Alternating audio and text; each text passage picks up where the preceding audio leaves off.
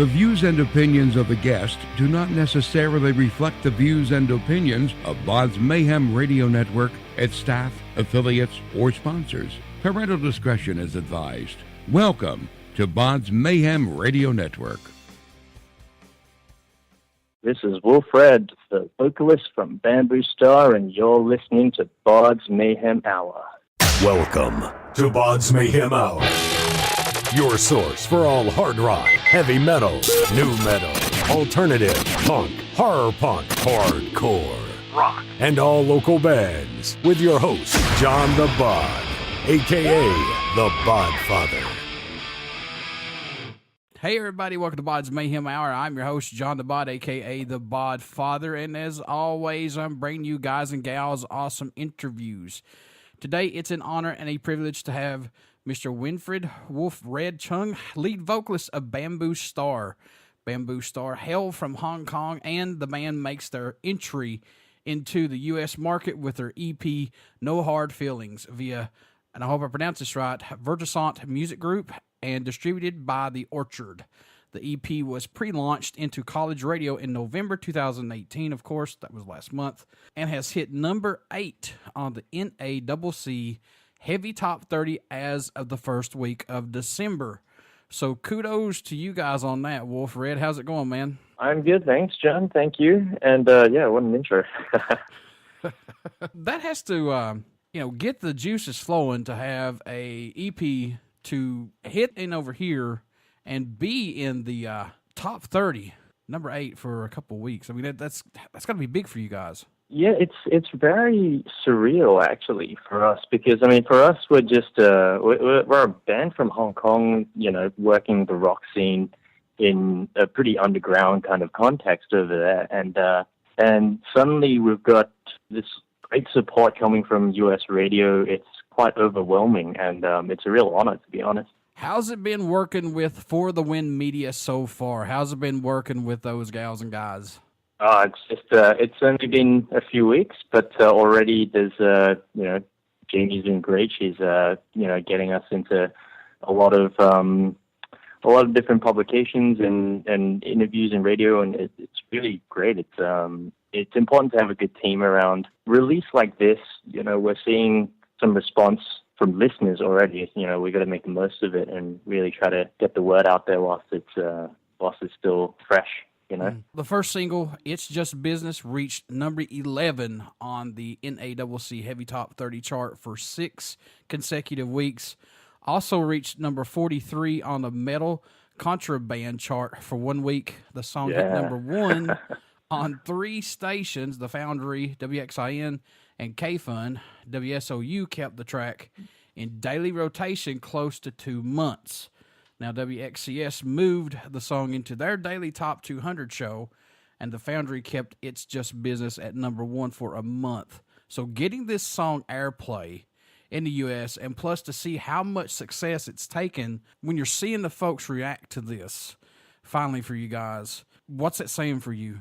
It says for us that, if a song is well put together, it's got a genuine message, it's got a catchy kind of tune, and musicianship is good enough, then it really doesn't matter where you're from. It doesn't matter kind of, a good song is a good song, and it should be able to bring people together regardless of where you are in the world. So to me, that's particularly meaningful to myself and the whole band, really, because we're always of the position that rock and roll it's for the people who feel a bit disenfranchised in our society, and hopefully we're able to help mend that feeling and really bring people together. So I think that really hits it home for us, the fact that there are listeners all the way in the U.S.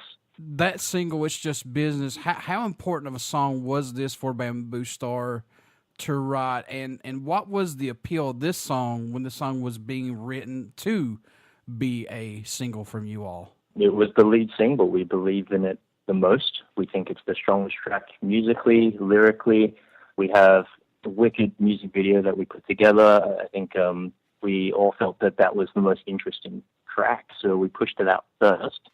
Yeah, as far as what motivated the writing of it, I think we're just seeing a global trend, not just in Hong Kong, not just in Asia, but even in the United States and in Europe and everything, about, I guess, the nature of the people who are in power, and we just really wanted to kind of write a song that was a response to the things we were seeing immediately around what we were living in Hong Kong, but then it was fascinating that, we don't like to name names, and for that very reason, a lot of people from overseas, would say, hey, actually, we get that. We know exactly what you're saying, and we feel that as well. So hopefully that's a bit of commentary on what's going on around the world. It's awesome that music is a universal voice for every single one of us. Man. It's like, don't tell me what you want me to say. I'm going to tell you what I'm going to say.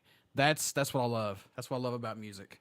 Yeah. And I think that's one side of it. And at the same time, what means a lot to all of us as musicians is when not just this is what I have to say, but someone else actually hears it and says, I get that, I hear you and I feel that as well. And that's what's really quite magical about music. What's impressed or excited you the most about making the EP No Hard Feelings? What's caught your eye about it the most, if anything? The songs are actually just, we write all the time, and, some of them end up getting recorded, some of them don't. It's just a way for us to, I guess, deal and process with what we go through in life. But I think what was most fascinating about this particular EP was that the songs are written in Hong Kong, but the album was produced in Los Angeles.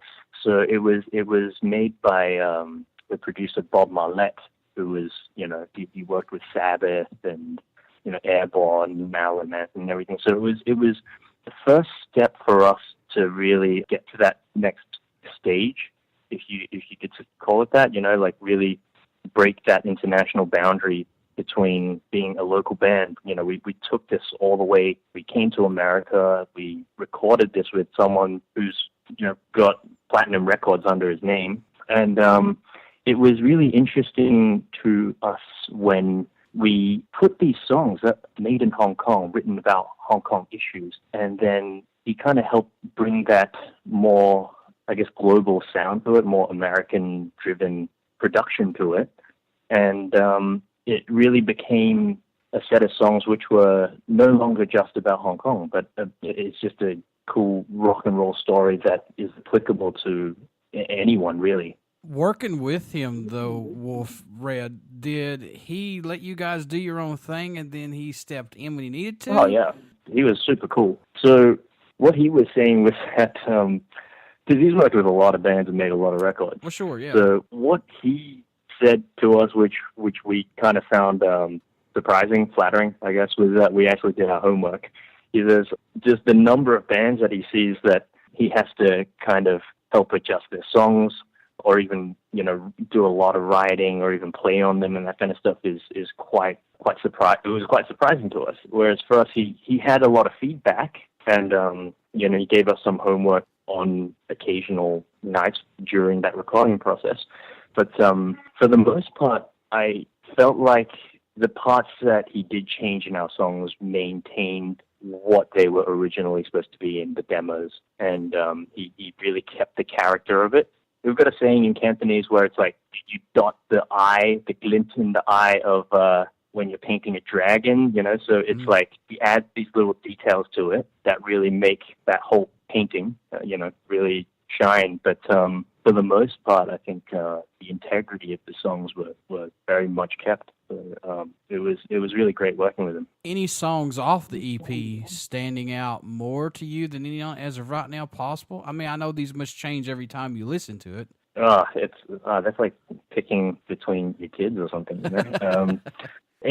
Like all the songs mean something different to me. It's especially in EP. It's keep it short and sweet. We'd like to think there's basically no filler. Every song is just something that we really believed in. We didn't really go out to cut a 10-track or a 12-track kind of thing. This is a 5.5 EP, and each one of these is something that we really feel strongly about. It's very difficult to pick. What I will say is that a pick for, I think the next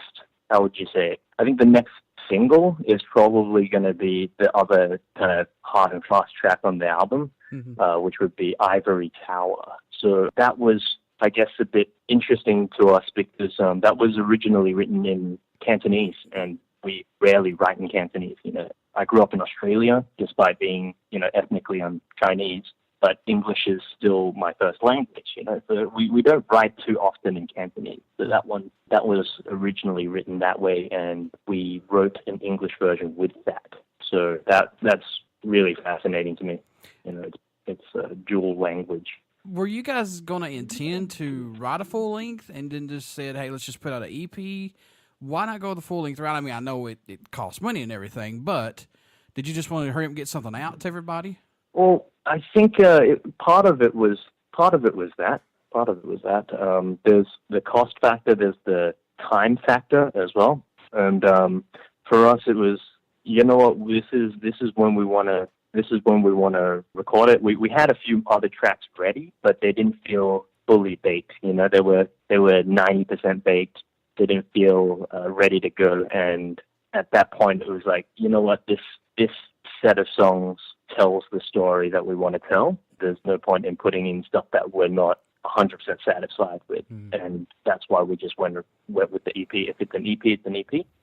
And the other element of it is the full-length kind of format is very CD-centric. So prior to that, we're starting to see a return to it. Previously, records would be released on vinyl, and they really wouldn't be 10 or 12 tracks long. So we figured, we don't really need that to tell a good story. Like 6 tracks says what we need to say. And the other element of it is with the advent of streaming and digital radio and that sort of thing, I think there's no real need to restrict ourselves to saying that a full length must be the way to release songs anymore. What do you hope someone takes away from the EP, or message you hope they hear while listening to just anything from Bamboo Star? What do you hope that someone gets to when they start listening to your music?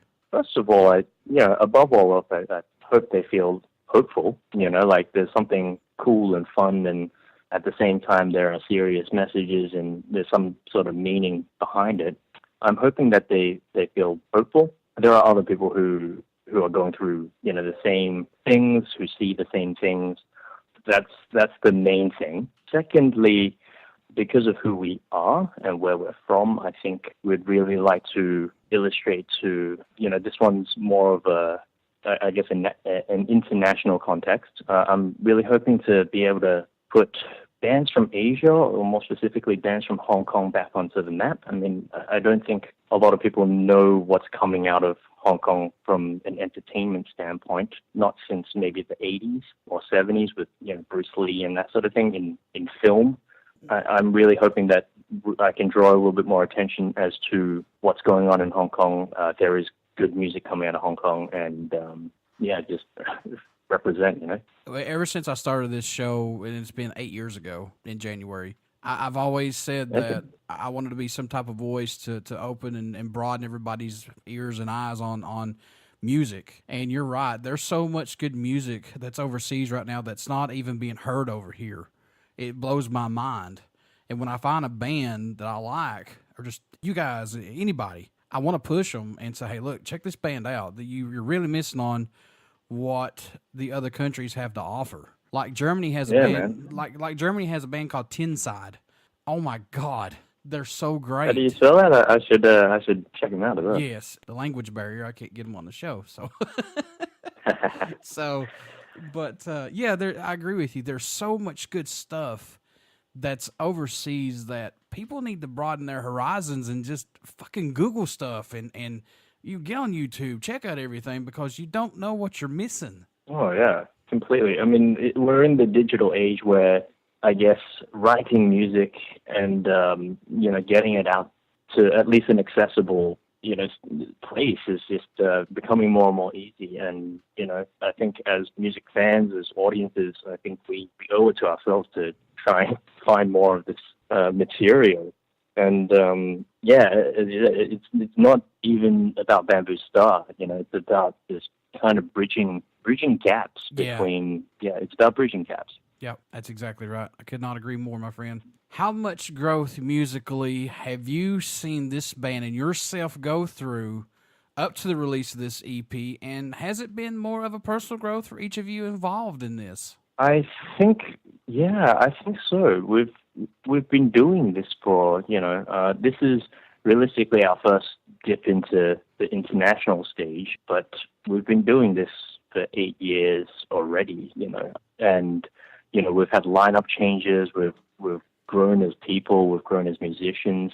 We had another EP released about 3 years ago, and that sounds completely different. That was very DIY. That was just myself and Terrence, the co-founder and guitar player. We were just doing this extremely DIY, very underground, and you can hear that it's still Bamboo Star, if you compare the two EPs. But this one's a lot more mature. It talks about more serious stuff. The writing is, more sophisticated in terms of musicality and arrangement and that sort of thing. Production obviously was not done by Bob, and this one, production is worlds apart. So I think, it's personally, I feel like I'm a different musician since starting this whole journey all those years ago. It's, all those years ago, it's like 8 years ago. Mm-hmm. But, it's definitely been a trip. I'm sure when you go back and listen to that first EP, you're like, oh, did we really put that out?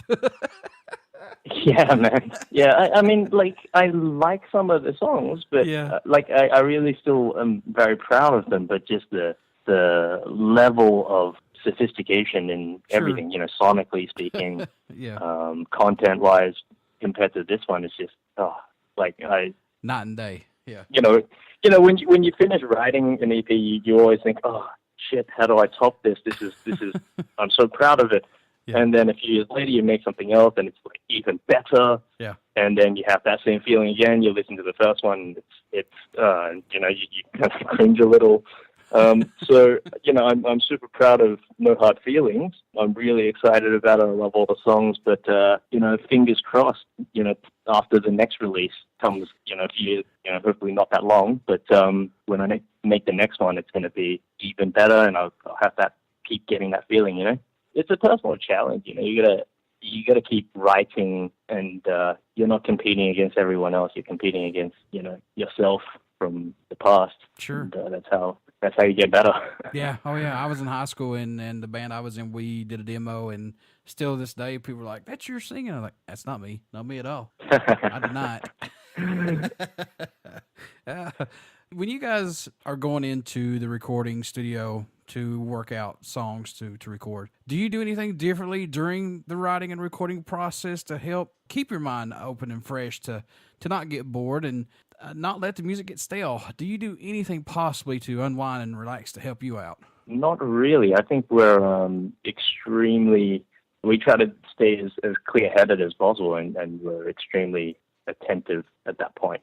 So I think we're all pretty disciplined about that. Maybe after studio, after recording, at the end of the job, we would. But typically it's just, we like to stay, we're on the job, that's how we view it. So what can fans expect at a show from Bamboo Star who have not got to see you yet live as of yet over here? What are they going to get when you come on tour, possibly?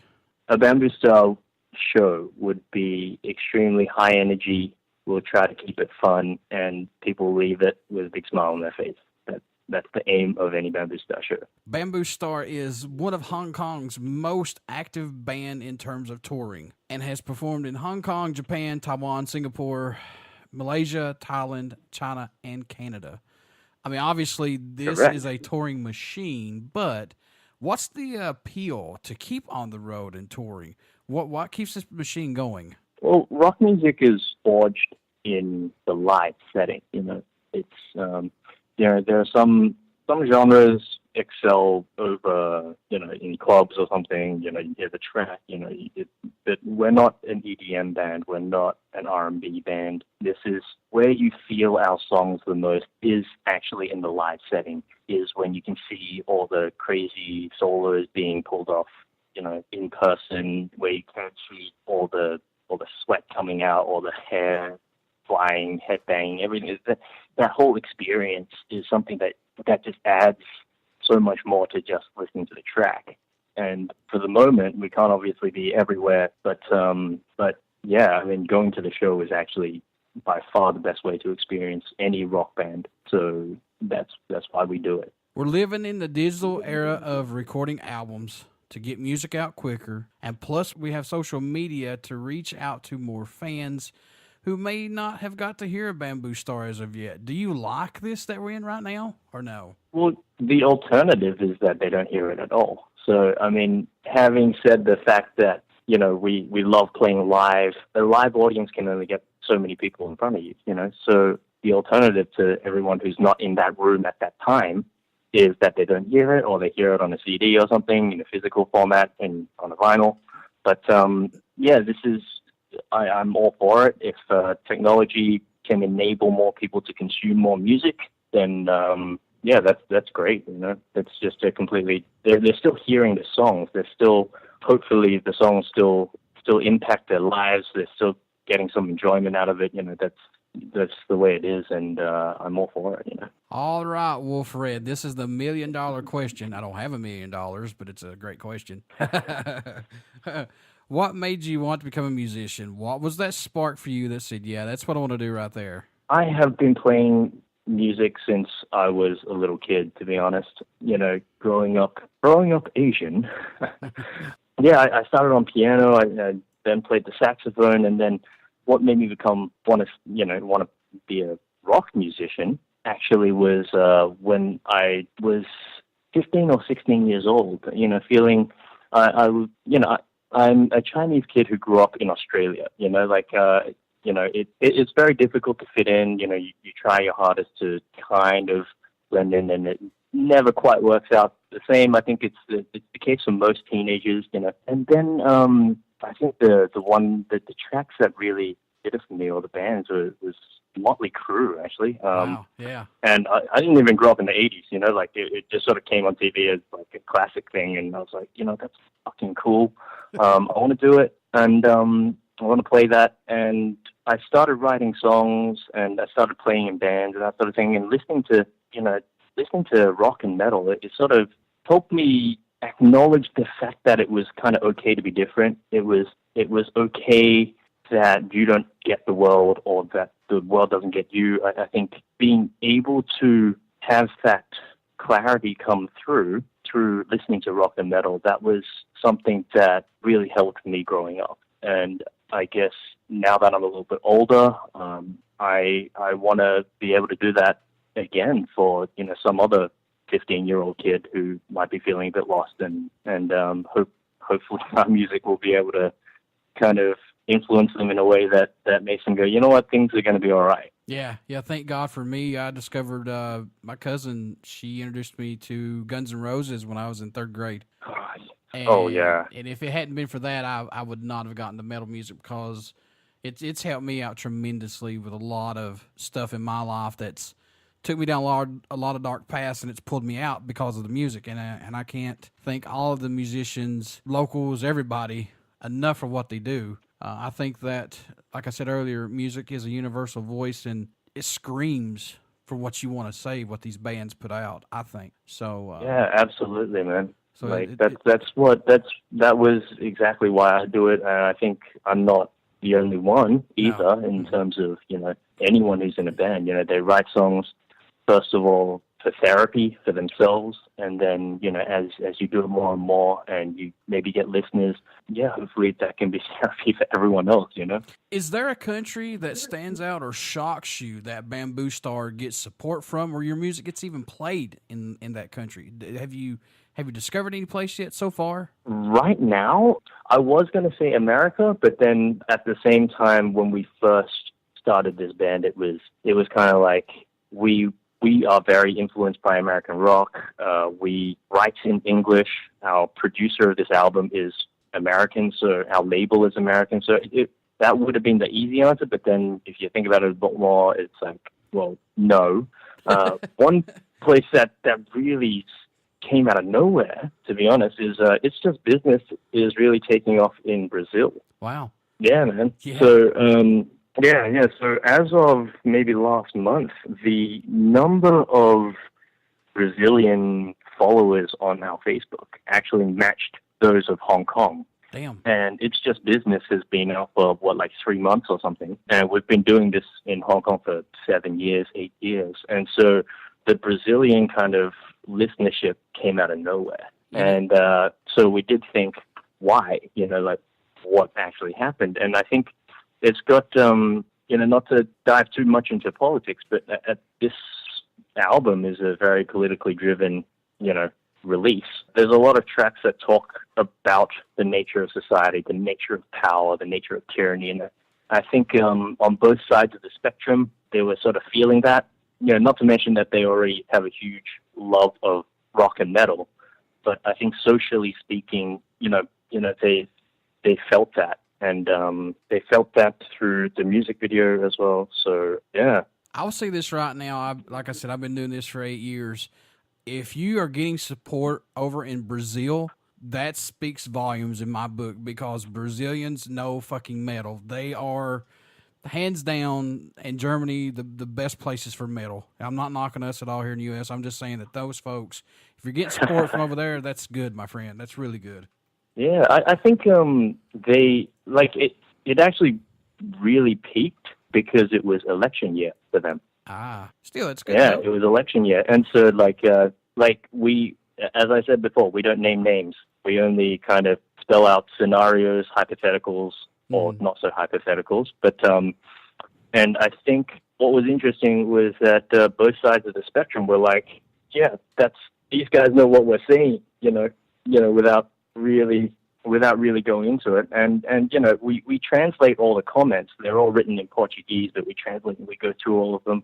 So there is that metal element to it. There's metal fandom. They've got Rock in Rio and everything. But I think we as a band need to reach not just the metalheads, but just everyone in society. Anyone who wants to connect to the message, they would be able to do it. And it extends beyond just the music, but what does that music have to say? You have been doing this for a long time, but have you had a show or a moment that stands out to you that made you think, this is really worth everything that we have put into this so far? Have you guys had that moment yet, possibly? I would have said not so much in the show. I think every show is very different. And, I mean, I do write songs, hopefully, for listeners, but I also write for myself. I write for, my own expression and my own ability to work through kind of issues and, feelings that I might have. It was actually in the making of the album, which was the most meaningful moment for me so far in doing Bamboo Star, recording the album at BODS in that studio. That was what really meant something to me, because here I was working with someone who did work with all my heroes, who did say, oh yeah, you can fall asleep on that couch, Tony Iommi has slept there so many times, or like, hey, just be careful, this microphone, Sebastian Bach used to sing through this, or Ozzy has sung through this mic, And for me, I think that said to me that it felt a bit like almost a carrying on of this rock legacy, or this torch passing kind of moment, where it was like, what, I am now doing this where I'm making a record that is in the same kind of league as these people whom who were gods to me growing up. So that was kind of the moment where I had to pinch myself a little, and that was the moment for me. What's your top album for 2018, possibly? So far, I have actually been spinning Slash's latest release. Yeah. There you go. Yeah, man. Living the Dream. So I've been playing that a lot. I'm a massive Slash fan, massive Miles Kennedy fan. And yeah, it's been a wicked release. Miles Kennedy, I think, is a phenomenal vocalist and guitarist too. Oh yeah. Yeah, not many people kind of like, he's so good at singing that you kind of overlook that, his guitar playing, but his work in Alter Bridge is like, he does a lot. Yeah, and that's man, you're right. A lot of people don't give him credit for being a good guitar player, man, but he can hold his own, that's for sure. Miles is good. Yeah. What's on the agenda for 2019 for Bamboo Star as right now, possibly? This EP's just come out. We've gotten good support off radio. We've gotten good response from media so far. I'm chatting to you, and I'm hopefully gonna be able to get the band to be more active in the United States. Hopefully, we can line up a few shows on US side and be more active in pushing this album through. It's not a long release, so as we said before, it's an EP. It's short and sweet, but that also means that the visual content that comes with the songs, we're able to actually match it. So we're actually planning music videos for everything. Folks, you want to get out and check out Bamboo Star's single right now. It's really good. No Hard Feelings is the EP that's out right now. Pick this up, folks.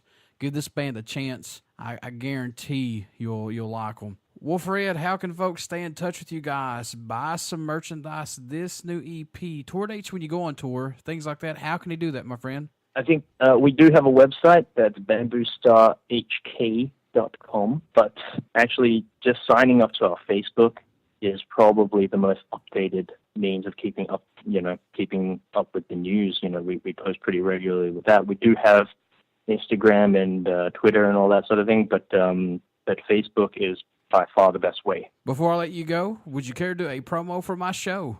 Absolutely. This is Wilfred, the vocalist from Bamboo Star, and you're listening to BODS Mayhem Hour. Everybody stick around. We got some great music coming up. You only hear these interviews right here on BODS Mayhem Hour and BODS Mayhem Radio Network. Please get out and check out our Facebook page. Our YouTube and podcast link is on our YouTube page.